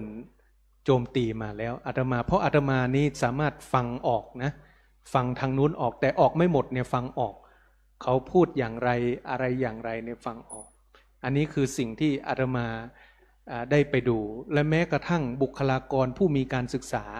บางท่านนะทางฝั่งนู้นก็ยังโจมตีระดับคุณหมอนะโยมที่อาตมาไปดูมาเนี่ยก็ยังโจมตีทางฝั่งอาตมาจริงๆอยากให้2 ประเทศมีสันติภาพแต่มันต้องร่วมมือกันถ้าต่างคนต่างโจมตีกันไปอย่างนี้ก็ไม่เกิดประโยชน์อาตมาชวนญาติโยมคิดว่าเราตระหนี่หรือว่าเราไม่ตระหนี่โดยส่วนตัวแล้วอาตมาไม่ได้ตระหนี่แต่เพราะเราต้องป้องกันรักษาเพื่อไม่ให้เกิดผลกระทบต่อพี่น้องฝั่งเราซึ่งเขาเองเขาไม่นำเสนอตามความเป็นจริงกับเป็นทำภาษาคนสมัยก่อนว่าทำคุณบูชาโทษโปรดสัตว์ได้บาปเนี่ยเป็นสิ่งอย่างนี้ไปเพราะฉะนั้นในฐานะ ภิกษุในพุทธศาสนาเนี่ยอาตมานับถือกับทุกชีวิตนะโยมนับถือกับทุกคนทุกชีวิตมีเหมือนกับที่พระพุทธเจ้ามีความรักในพระเทวทัตกับพระราหุลเท่ากันเหมือนกันอาตมาก็มีความเคารพรักในชีวิตมนุษย์ทุกคนเหมือนกันเพียงแต่ว่าถ้าสังคมหมู่ใหญ่ยังอาศัยการโจมตีกันทางสื่อโซเชียลมันจะไม่มีวันเกิดความสงบไม่มีวันเกิดสันติภาพที่จะเกิดขึ้นเพราะโซเชียลก็ถือว่าเป็นสงครามชนิดหนึ่งเหมือนกันอันนี้ก็เป็นสิ่งที่มาให้พิจารณาธรรมะว่าเราตระหนี่หรือไม่เนาะก็เป็นสิ่งที่เราจะต้องมาตอบในใจของเราก็คือเรื่องราวที่สามเณรณัฐพลปันเดงได้นำมาปาฐกถาธรรมอาตมาภาพได้สรุปแล้วก็นำมายึดโยงเกี่ยวกับเหตุการณ์ที่เกิดขึ้นในปัจจุบันที่กำลังเป็นไปว่าเราก็ไม่ใช่ว่าไร้มนุษยธรรมโรงพยาบาลก็ชี้แจงแล้วว่าไม่ใช่ไม่รับเลยถ้าเคสที่หนักจริงๆเขาก็รับนะโยมเพราะฉะนั้นเราก็ถือว่าทางไทยเราก็มีมนุษยธรรมเห็นเพื่อนมนุษย์ชีวิตมนุษย์ก็สำคัญไม่ใช่หมายถึงว่าจะไม่รับเลยก็ไม่ใช่อันนี้ก็ฝากญาติโยมทุกท่านเราเสพสื่อก็ขอให้เสพด้วยความระมัดระวังเนาะปัจจุบันนี้สื่อทั้งจริงทั้งลวงตอนนี้พลโทสุดก็หนีไปแล้วโยมอาตมาเชื่อว่าญาติโยมก็คงจะติดตามข่าวทางไทยก็ปั่นข่าวว่าเป็นสายลับของไทยพลโทสุดก็หนีไปเทศอยู่ที่แคนาดาตอนนี้ท่านก็ยังเทศเป็นพระอยู่นะยังไม่ใช่แล้วท่านก็บอกว่าชอบจังเลยที่ทำรูปท่านเป็นทหารท่านว่านะท่านว่าหลวงตาสุดแห่งบุรีรัมย์แห่งอีสานใต้แถวชาวบ้านแถวนั้นก็เมื่อก่อนนะนิมนต์ท่านเทศบ่อยเพราะว่าท่านเทศตลกท่านเทศสนุกสนานแต่ว่าตอนนี้ก็ด้วยวิบากกรรมของท่านที่ได้กล่าวใส่ร้ายต่อประชาชนผู้บริสุทธิ์ท่านก็เลยโดนข่าวลวงข่าวเท็จเป็นกรรมเศษเสี้ยวเฉยๆแต่จริงๆกรรมของท่านยังไม่ปรากฏนะโยมอันนี้เป็นสิ่งที่เราเองก็อาตมาก็ไม่อยากให้มีการทำข่าวเท็จข่าวลวงไปโจมตีกันมันไม่เกิดผลดีต่อใครใดๆทั้งสิ้นและมันเป็นกรรมของเราด้วยนะเป็นกรรมของคนที่ทำปล่อยข่าวเท็จข่าวลวงด้วยแม้มันจะเป็นความสนุกความสะใจก็ตามนะแต่ว่าถ้ามันส่งผลกระทบต่อชีวิตถ้าเกิดว่าเขามีคนที่คลั่งชาติมีคนที่อันนี้จริงๆแล้วเกิดไปทำร้ายหลวงตาสุดถึงขั้นตายเสียชีวิตขึ้นมาเนี่ยมันก็ไม่เกิดผลดีอะไรเพราะฉะนั้นอาตมาก็เลยว่าเสพสื่อโซเชียลเนี่ยก็ต้องระมัดระวังเนาะเพราะฉะนั้นก็ให้ญาติโยมรักษาใจอย่าสะใจต่อการสูญเสียฝั่งใดฝั่งหนึ่งไม่อยากอาตมาไม่อยากให้มีฝั่งเราก็ไปกดหัวเราะให้ฝั่งทางนู้นที่เขาสูญเสียฝั่งเขาก็มากดหัวเราะให้ฝั่งเราที่สูญเสียฝั่งเขานี่สูญเสียเยอะมากเยอะมากต่อให้เขาไม่แจ้งเนี่ยอาตมามีเพื่อนครูบาอาจารย์ที่เป็นฝั่งนู้นที่รู้จักกันอาตมาก็ไปดูเยอะจริงๆโยมตรงไหนก็มีแต่งานศพแล้วบางครอบครัวก็ลำบากและคนประชากรลำบากบางครอบครัวก็มีลูก 4-5 คนเสาหลักคือทหารก็ตายลำบากมากชีวิตเขาก็ลำบากไม่ใช่ไม่ลำบากเนาะเพราะฉะนั้นถ้าเราไม่ได้มองกันที่เชื้อชาติเรามองว่าชีวิตหนึ่งชีวิตเนี่ยก็คือเป็นที่น่าเสียดายเหมือนกันว่าครอบครัวเขาก็ลำบากเหมือนกันไม่แพ้จากเราแต่บรรดานักเลงโซเชียลทั้งหลายก็ยุแยงกันไปอันนี้ก็ดูอาตมาดูบางครั้งก็อารมณ์ขึ้นเหมือนกันนะโยมอารมณ์ขึ้นในที่นี้คือขึ้นเพราะเขาเชื่อข่าวที่มันไม่จริงอย่างเช่นคนชื่อดังทางฝั่งนู้นเขาบอกว่าไอ้จรวดระเบิดที่ลงที่ปั๊มที่ประเทศไทยที่มีเด็กมีคนเสียชีวิต8 คนเขาบอกว่าเป็นข่าวปลอมไทยกุข่าวแต่ไอ้ระเบิดที่ไปขุดเจอที่นู่นเนี่ยเขาบอกว่าของจริงอาตมาเห็นแล้วก็ใจขึ้นนะเขาพูดเป็นภาษากัมพูชาแต่เราก็ฟังได้นะฟังนะอาตมาก็ใจขึ้นนิดหนึ่งนะแต่เราก็ต้องอาตมาว่าแล้วมันจะสงบสุขได้ยังไงในเมื่อเราปั่นกันอย่างนี้อาตมาก็ไม่พอเราสร้างข่าวคุณไม่เชื่อเราแต่คุณเชื่อว่าสิ่งที่ฝั่งนู้นพูดเป็นความจริงมันก็เลยกลายเป็น ปัญหาที่มันทะเลาะกันมีนักวิชาการเรียกร้องให้พระออกมาพูดเรื่องสันติภาพกันเยอะๆอาตมาก็อยากจะพูดแต่ว่ามันเอาชนะกันไม่ได้เพราะสื่อโซเชียลมันรุนแรงมันต้องร่วมมือกันทั้งสองฝ่ายอันนี้ก็พูดไปพูดมาก็จะเข้าเป็นวาระแห่งชาติไปซะแล้วโยมแต่ว่าอันนี้ก็คือพูดเพื่อให้เราตระหนักกับสื่อนะโยมนะตระหนักกับสื่อเราต้องพิจารณาฟังอาตมาก็ขนาดตัวเองเป็นพระเนาะเห็นเขาเล่าข่าวมั่วซั่วนี่อาตมาก็ขึ้นเหมือนกันนะโดยเฉพาะมาลีไม่ใช่มาลีเป็นแก้วของเรานะมาลีอีกท่านหนึ่งเนี่ยอาตมาก็หันแล้วก็โอ้ใจขึ้น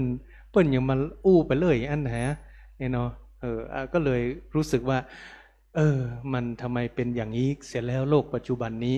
ไม่สัตย์ไม่ซื่อไม่ตรงต่อกันทั้งที่ทั้งสองประเทศนี้ก็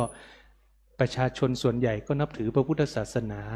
กลับจะต้องมาเข็นฆ่ากันเองแม้แต่ทางนู้นเองก็เช่นเดียวกันที่มีการปลุกปั่นอยู่โดยตลอดทางเราก็มีบ้างไม่ใช่ไม่มีนะอาตมาก็ไม่อยากให้โซเชียลเป็นตัวทำร้ายซึ่งกันและกันตัวมันอย่างนั้นมันจะไม่เกิดการสงบสุขนะก็ขอฝากทุกท่านเอาไว้เพียงตอนนี้พูดไปก็ยาวไปโยม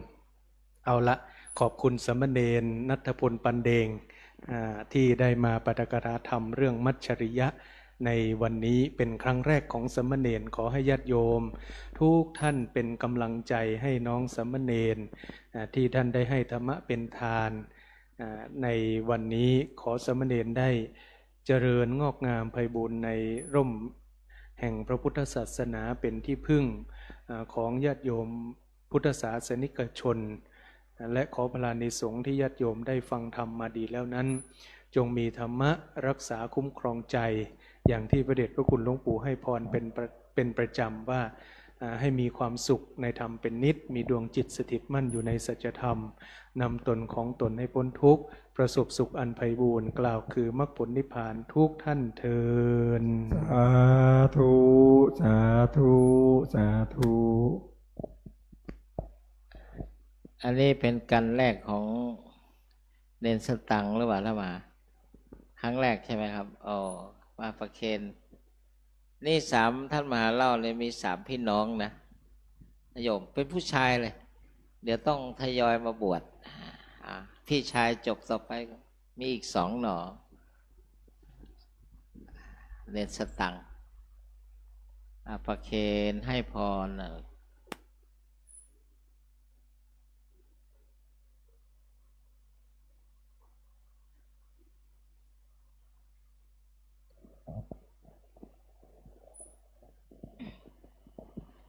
ยะถาวลิวหาปูลาปริปุเรนติสาคลังเอวเมวะอิโตทินัง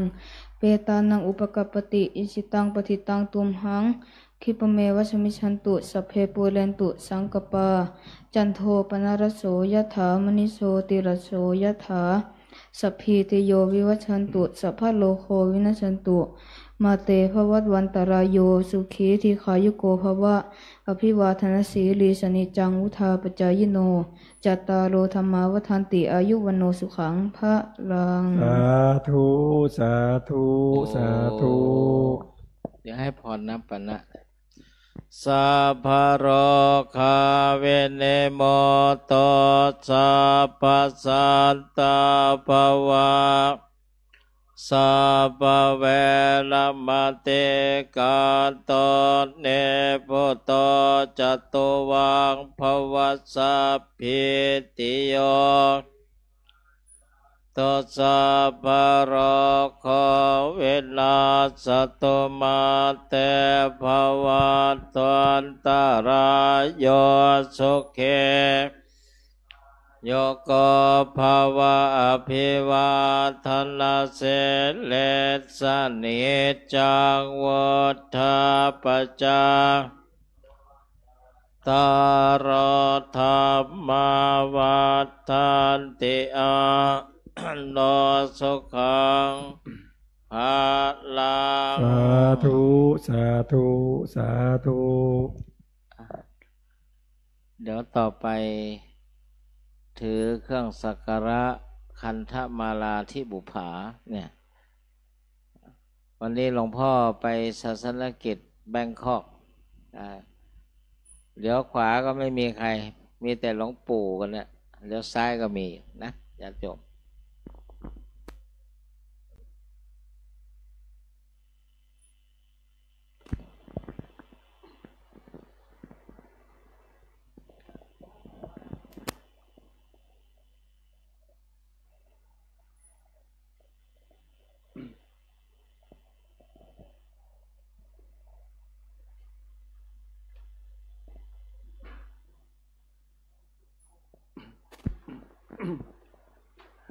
ก็ผมอัตมาภาพขอโอกาสให้นำบูชาดอกไม้เครื่องสักการะยะมัมหะโขยะมัมหะโขมะยังภคะวันตังสรณังคตาเราเป็นผู้ถึงพระผู้มีพระภาคเจ้าพระองค์ใดว่าเป็นสรณะโยโนภควาสถาพระผู้มีพระภาคเจ้าพระองค์ใดเป็นศาสดาของเรายัสจะมะยังภควโตธัมมังโรเจมะแลเราชอบใจธรรมของพระผู้มีพระภาคเจ้าพระองค์ใดอิเมหิสการเรหิตังภควันตังสะธัมมังสะสังฆังอภิปูชยามะเราตั้งใจบูชาพระผู้มีพระภาคเจ้าพระองค์นั้นพร้อมทั้งพระธรรมพร้อมทั้งพระสงฆ์ด้วยเครื่องสักการะทั้งหลายเหล่านี้อิมินาสการเรนะตังพุทธังอภิปูชยามะอิมินาสการเรนะตังธัมมังอภิปูชยามะอิมินาสการเรนะตังสังฆังอภิปูชยามะอะระหังสัมมาโทภควาพุทธังภควันตังอภิวาเทมิสวากขาโตภควตาธัมโมธัมมังนัมมัสสามิสุปฏิปันโนภควโตสาวกสังโฆสังฆังนามามิอันธรรมยังพุทธัสสะภะคะวะโตปุพพาคณมการังกะโรมะเสนะโมตัสสะภะคะวะโตอะระหะโตสัมมาพุทธัสสะนะโมตัสสะภะคะวะโตอะระหะโตสัมมาสัมพุทธัสสะนะโมตัสสะภะคะวะโตอะระหะโตสัมมาสัมพุทธัสสะอันธัมมยังพุทธานุสตินยังกโรมะเสอิติปิโสภะคะวาสัมมาสัมพุทโธวิชชาจารณะสัมปันโนสุขโตกวิทูอนุตตโรปุริสธรรมอรทิสัทธาเทวมนุนนังพุทโธภควาติกราบหมอบลงว่า กายเยนวาจายวเจตสาวาพุทเทกุกัมมังมยะยังพุทโธปฏิคันตวจจยันตังกาลันตะเรสังวริตุงวะพุทเทอันธรรมยังธรรมานุสตินยังกโรมะเสสวาคาโตภะคะวะตาธัมโมสันทิฏฐิโกลิโกเอหิปัสสิโกโอปัญญิโกปัจจตังเวอโพวินยูหิติกราบหมอบลงว่ากายเยนวาจายวเจตสาวาธัมเมกุกัมมังปะกตังมยายังธัมโมปฏิคันหตวจจยันตังกาลันตะเรสังวริตุงวะธัมเมอันธัมมยังสังขานุสตินยังกโรมะเสสุปฏิปันโนสาวกสังโฆอุชุปฏิปันโนภะคะวะโตอวกสังโฆยายะปฏิปันโนภะคะวะโต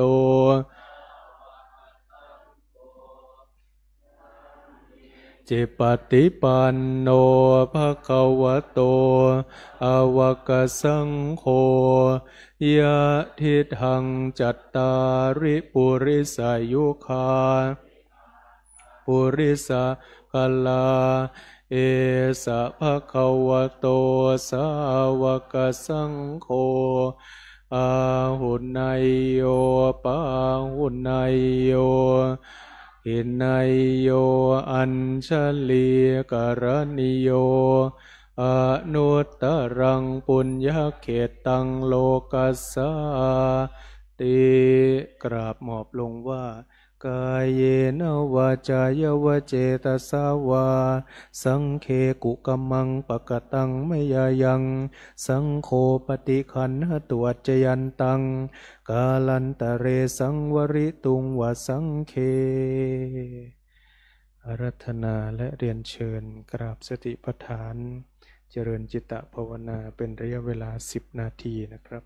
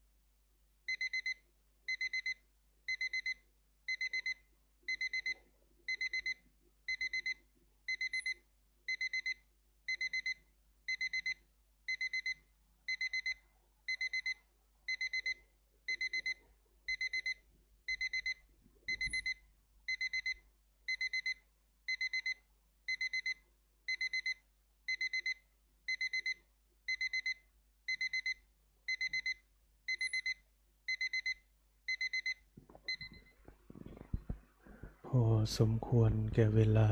ค่อยๆถอนออกจากสมาธิเปิดหนังสือไปหน้าที่8กรวดน้ำแบบพื้นเมืองอิตังตานากัมมังเนปานาปัจจยโยโหตุนิจจังอิตังศีลกัมมังเนปานาจยโยโหตุโนนิจจังอิตังภาวนานิพพานาปัจจยโยโหตุโนนิจจังยังกินจิกัตตพังกัมมังสัพเพหิเตหิกตังปุญญังโนอนุโมทันตุพนโตเยเตวามิงทานเนอธิคตาธิคายุกาสะทาหุนตุสัพพตาสุขีอัตตาปริหารันตุมาตาปิตาสุขิตาหุนตุทุกขามุจจันตุสัพเพญาติกาสุขิตาทุกขาปะมุจจันตุสัพเพอัยยาติกาสุขิหุนตุทุกขาปะมุจจันตุสัพเพสัพเพยัคขาสัพเพเปตาตาหุนตุทุกขาปะมุจจันตุสัพเพนัคขัตตาสุขิหุนตุทุกขาปะมุจจันตุสัพเพเตวาตาหุนตุทุกขาปะมุจจันตุสัพเพอาจาริโยสุขิตาหุนตุทุกขาปะมุจจันตุสัพพสัมปติสมิจฉันโววันตามิพุทธังสัพพังเมโตสังฆาธรรมเมพันเตวันตามิธัมมังเมโตสังฆามะธรรมเมพันเตวันตามิสังฆังเมโตสังฆามะธรรมเมพันเตวันตามิอุปัชฌายจาริเยสัพพังเมโตสังเมพันเตวันตามิกัมมัฏฐานังสัพพังเมโตสังฆาเมพันเตวันทามิอาราเมภัทธสีสัพพังเมโตสังฆามัฏฐาเมพันเตวันทามิเจติยังสัพพัทธาเนสุปฏิทิตาสรีราธาตุหาโพธิงพุทธารูปังสกาลังสัทธาโลเกเตวะโลเกพรหมะโลเกทิเปลังกาทิเปสรีราธาตุโยอรหันตธาตุโยเจติยังคันธกุติงสิติสหเสธรรมคันเทสเปสังทะเจติยังอหังวันตามิพระโสกราบ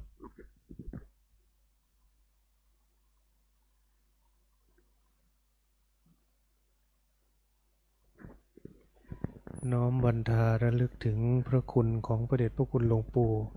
วันตามิพันเตสัพพังอปาราทัง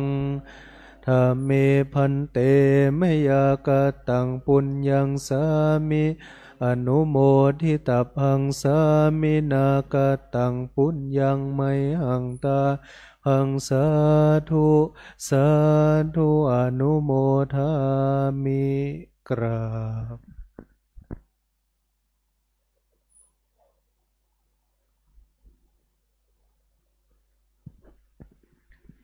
น้อมบรรทาพระมหาเถระอันมีพระเดชพระคุณพระมรเวทีอีกครั้งหนึ่งนะครับวันตา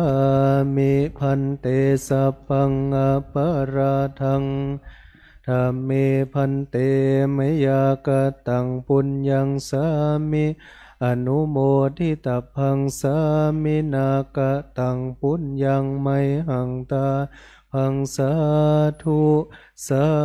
ธุอนุโมทามิ อภิวาทนาสิริสานิจังวุธาปจายโนจัตตารโอธรรมาวัฏันติอายุวันโนสุขังพลั สาธุสาธุสาธุ ญาติโยมลาพระ ท่านที่จะกลับบ้านหรือกลับที่พักนะครับกล่าวคำลาพระสงฆ์พร้อมกันนะครับอันตถานิมายังพันเตคาฉามะพาหูกิจามายังพาหูกรานิยา ยัสสธานิตุมเหกลังมัญญาธา สาธุพันเตกราบ อรหังสัมมาสัมพุทโธภควาพุทธังภควันอภิวาเทมิสวากขาโตภควตาธัมโมธัมมังนัมสสามิสุปฏิปันโนภะคะวะโตสาวกสังโฆสังฆังนามามิ